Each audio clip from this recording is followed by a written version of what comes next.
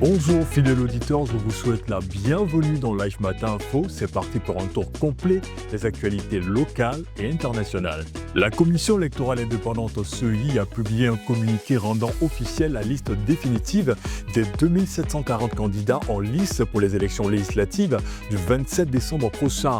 Ce nombre comprend 1370 candidats titulaires et 1370 suppléants répartis dans les 205 circonscriptions électorales du pays. Sur l'ensemble des candidats retenus, 2316 sont des hommes contre 424 femmes.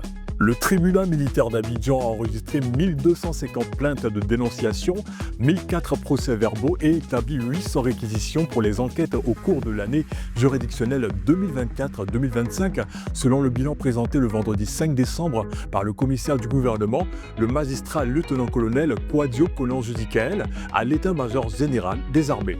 Au Bénin, le porte-parole du gouvernement Wilfred Ngwedji s'est exprimé le mercredi 10 décembre à Cotonou sur la tentative du coup d'État du 7 décembre dernier. Il a retracé le déroulement des événements et reconnu l'appui de la France et de la CEDEAO, mais il a surtout insisté sur le rôle décisif des forces armées béninoises dans l'échec du putsch. Les enquêtes se poursuivent et les mutins qualifiés de soldats indignes devront répondre de leurs actes devant la justice. La Guinée a reçu le mardi 9 décembre la visite de plusieurs membres du gouvernement malien de transition conduit par le Premier ministre Abdoulaye Maïga. Mis en difficulté par les attaques de camions-citernes par les djihadistes, les autorités maliennes cherchent l'appui de Conakry. C'est une première dans le monde. L'Australie interdit la plupart des réseaux sociaux pour les moins de 16 ans. Depuis le mercredi 10 décembre, Facebook, Instagram, YouTube, TikTok, Snapchat, Reddit, mais aussi Thread et X ont l'interdiction de conserver ou de permettre la création de comptes pour les plus jeunes sous peine de s'exposer à une amende pouvant aller jusqu'à 1,75 million d'euros.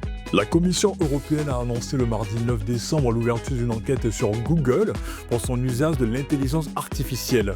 La filiale d'Alphabet est soupçonnée d'utiliser sans payer et sans contrôle les contenus publiés sur ses sites.